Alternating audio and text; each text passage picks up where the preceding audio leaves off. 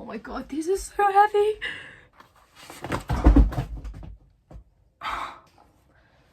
Oh.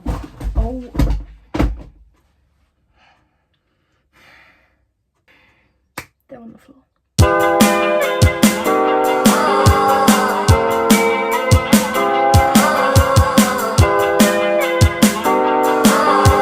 Hello everyone and welcome back to my YouTube channel. Today I have a video that I've been meaning to film for so long, and it is basically my journaling evolution, meaning that I am going to be showing you each one of my journals from when I started back in 2019, which means I have been journaling for 5 years now. In that time I have created or finished 7 journals. I am now on my 8th, but that does not include, sorry, my New York travel journal. So technically I have finished 8 journals, and I am going to be talking through them in this video, you know what, actually, let me just get them.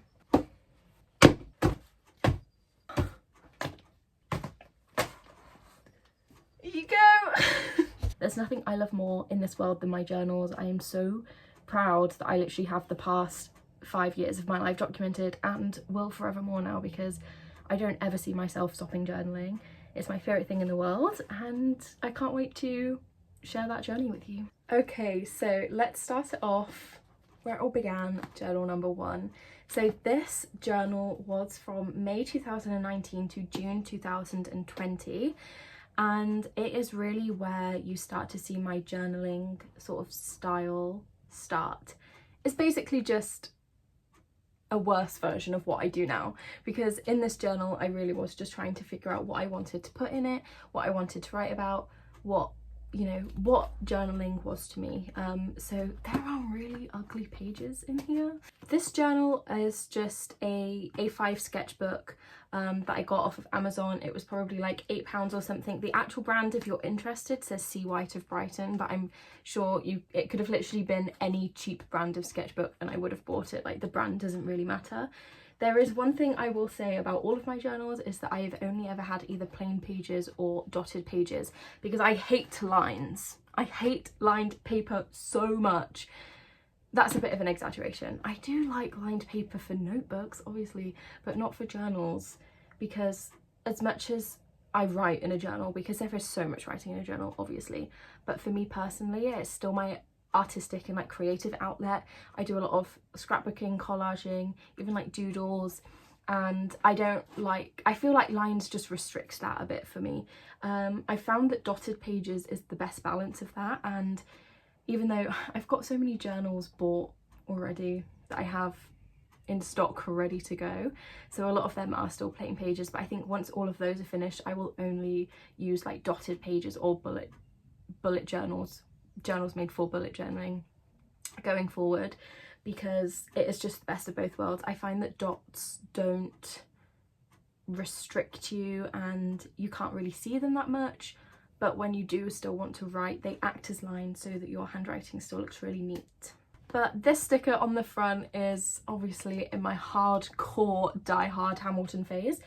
Still in a bit of a Hamilton phase now, but in 2019 it was high. So we have a Hamilton sticker on the front there. All of my stickers that I get from my front of my journals are all from Redbubble.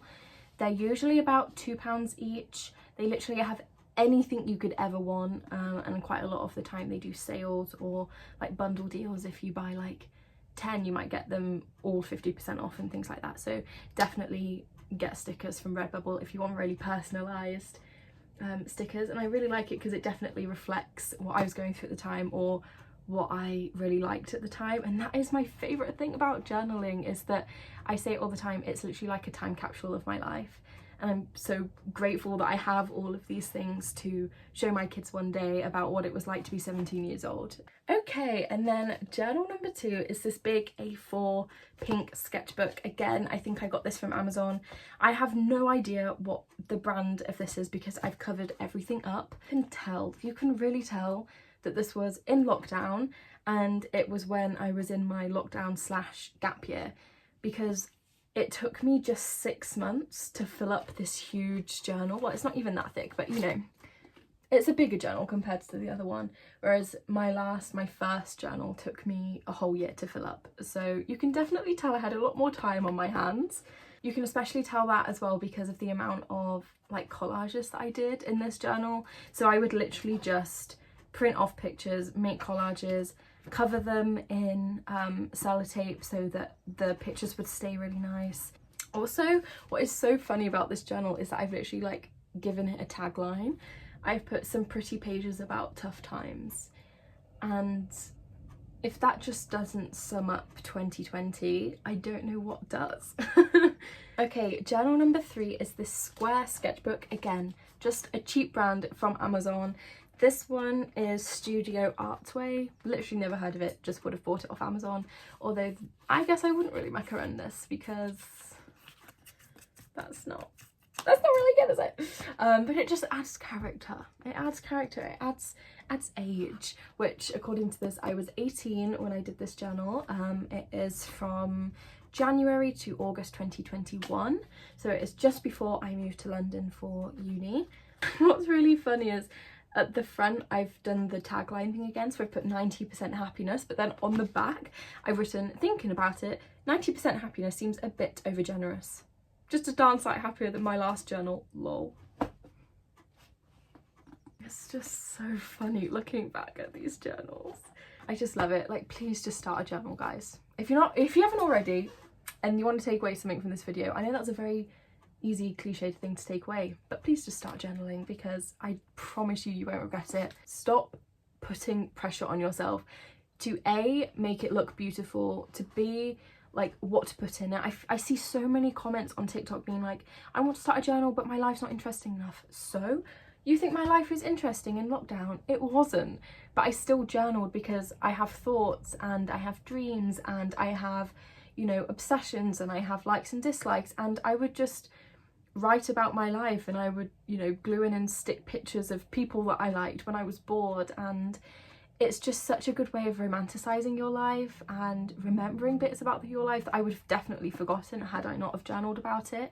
And like I say, it's a time capsule that you then get to show your kids and your grandkids when you're older and when you're 30 and you want to look back on your teenage years. Like, it is so fun. And also, it is never too late to start journaling.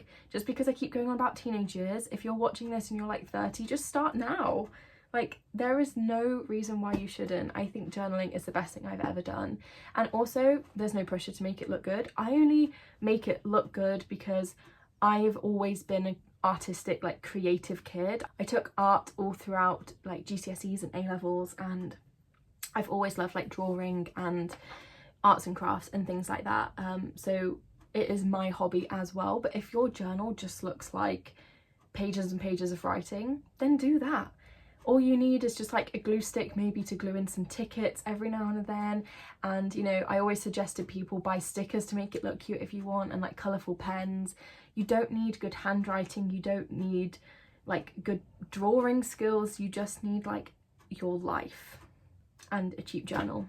So, sorry for that intermission, but I think everyone watching this video needed to hear that. So let me carry on with journal number 3. This was in my gap year before I moved to uni, when I had no responsibilities, I had no homework, I just had like a part-time job. On my days off, I wouldn't go anywhere because it was still kind of lockdown time, so I would literally just stay home and journal. And you can really tell because there are pages in here that I have just put so much time and effort into. This is also the first journal that I did my letter to my future self, which is now a tradition that I have kept going sort of every summer. I write a letter to my future self, which is basically just questions that I want my future self to answer, and then I answer them a year in advance, you know, you get the picture. I don't think there's much more I can really say on this one because I can't really show much of it, and yeah, it's definitely a beautiful journal. I think it's probably my best journal, but it doesn't really reflect the journaling that I do now. Journal number 4 is probably where you start to see my journaling style really come together that I still do now. And interestingly, that is when I started uni. So for the past 3 years of me doing uni and doing my degree, I've definitely kept to the same kind of style of journaling for what works with what looks cute but also what doesn't take up too much of my time. Something that I did in this journal, which I haven't done in any other journal but I really like, is made it cohesive by only using one font for titles. I would definitely do that again. I just don't know if I would get bored because I do love mixing up my journal and matching like fonts to the theme of the page and things like that. I don't know if I would do it again, but I think it makes for a really cool journal. This is also the first journal where I spent a bit of money on the journal itself, because this was number 4 at this point. I knew I was in journaling for a long time and I wanted to treat myself to a fancy journal. This is the only journal that I've ever had that has a spiral bound. I don't think I would do a spiral bound again, just because, like I said, I like to do like scrapbooky pages and collages, and I like to use the whole like double page spread a lot of the times, and in spiral bounds it's harder to do double page spreads because there is literally something getting in the way. It is from Iron Curtain Press, Los Angeles, and it's this gorgeous pink colour. I definitely bought it just because I love that front bit where I could write my name and, you know, like journal number 4 and the dates and everything, and so I kept the stickers pretty simple for this one. It was also where I started to do more journaling prompts. I think in my past 3 journals I had still stuck to just documenting my life and what I was thinking, what I was doing, what I was up to, but this is the journal that I did start and do more like fun pages. Journal number 5 looks very, very different, and but this one actually cost quite a lot. It is a leather journal from Nakuku. It has this wraparound like fastening, which is pretty cool, and obviously this one felt a bit too special to put any stickers on the front of it, so I kept it very classy. This one also has very like handmade like texture pages, so I couldn't use biros in this journal a lot. I had to use just like fine liners and like ink pens a lot more. It's also where I started to do these lovely like entrances to my journals, and now I do this style of title page in all of my journals. You can definitely tell that this is where my journaling style has really stuck. It's got the perfect balance of me just writing about my life, you know, documenting days out that I've had, but also it has so many just random journal pages in here. Like I've collaged and, you know, I've done just like cute little journaling pages. This is also where a lot of my viral TikTok, what would I call them? Just my viral pages. This journal is gorgeous, stunning. We love her. Even though I wouldn't get a journal again like this, I do think that the aesthetics are immaculate and it does make my journaling look so much more aesthetic and cool. Even though, yeah, I wouldn't choose to go for like this leather and like fancy paper style journal again because it does come up with complications, but I do think that this journal is beautiful. Okay, so we are on to journal number 5. This is quite a skinny journal. It's not quite A5, it's actually a bit narrower than that, but this is actually a Moleskine art notebook or art sketchbook or whatever Moleskine calls it. This journal, you can definitely just see my style stay the same. We have the first time I did my Apple Music replay, and since then now I do it every year. I think we also have the first time that I have ever ranked an album, which was Olivia Rodrigo's Sour album. There's also a lot of me just sort of like sticking random things down, like packaging and photo booths and just random little things that I want to remember, like post-it notes people have given me. Oh wow, okay, so this was when I was really getting into Taylor Swift at this point.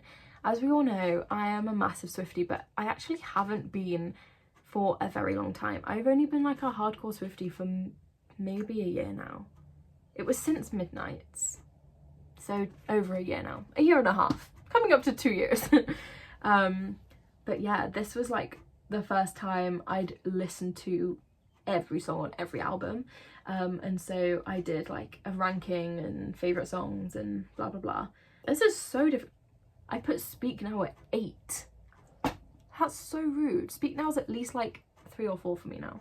But that is the exact reason why I love journaling. I just love looking back, seeing how silly I was about my Taylor Swift choices. Oh, I love this page. This was when I finally saw Six on the West End and I went to Brick Lane by myself. And this is also really special because this is from the day that I filmed my first ever vlog and my first ever YouTube video, which is just a cool little thing to think about. And yeah, that's basically my whole journal. It's a pretty thin journal, this one, so it didn't take me very long to do it. How long did it take me to do? It took me basically about 6-7 months to finish this journal. One thing I also really like about the way I do journaling is that I don't do journals by year.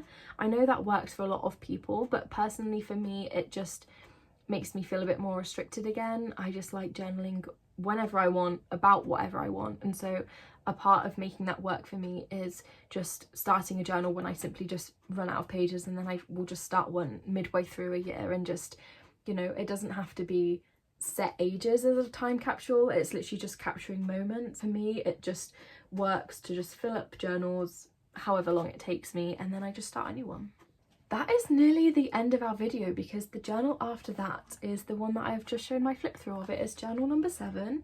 It is probably my favourite journal to date, just because it is the journal that made me go viral on TikTok, as narcissistic as that sounds. It is the journal that I've really wanted to share online.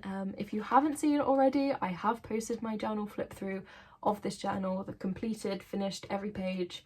I have posted that on YouTube, so please go and watch that if you haven't already. But yeah, I won't speak too much about this journal. Again, we have all of my stickers on the front from Redbubble. This is the Leuchtturm 1917 bullet journal in the light pink, and I absolutely love this journal. I will just talk about the journal that I have just started. So this is the journal that I have started. I posted a little TikTok about me putting all the stickers on the front and the back, because I had way too many stickers. I'd bought so many and I collected some from like other companies over time, and so it was so much fun decorating this journal. But this is actually quite a big journal for me. It's not quite A4, but it's definitely bigger than A5. It is a sketchbook by the Agenzio from Paperchase, which sadly doesn't exist anymore. I know Paperchase sells through Tesco's, but I don't know if they still do this brand. I'm sure you guys will see this finished journal when I finish it, which won't be for quite a few months yet. But yeah, this is my current journal. This is journal number 8. I can't believe I've made it to journal number 8, and who knows how many journals I'll fill up in my lifetime. That's a really cool thing to think about.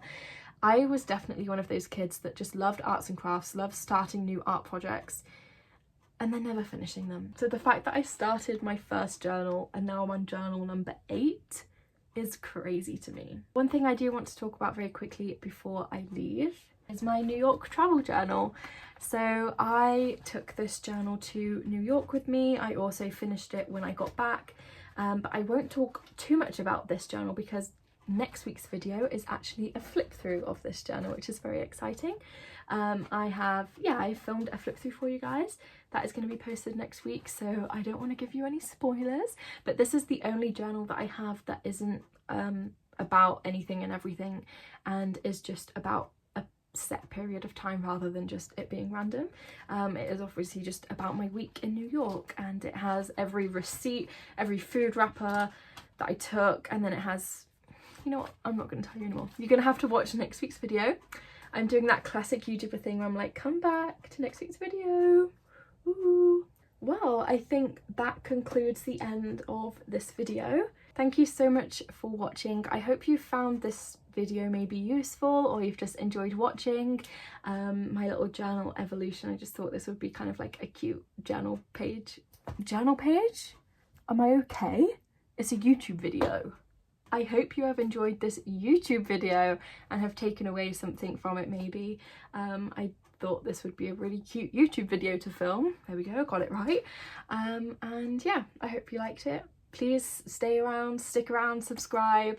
We've got the New York travel journal flip through coming next week and a lot more to come. So yeah, thank you guys so much for watching, and I'll see you soon. Bye!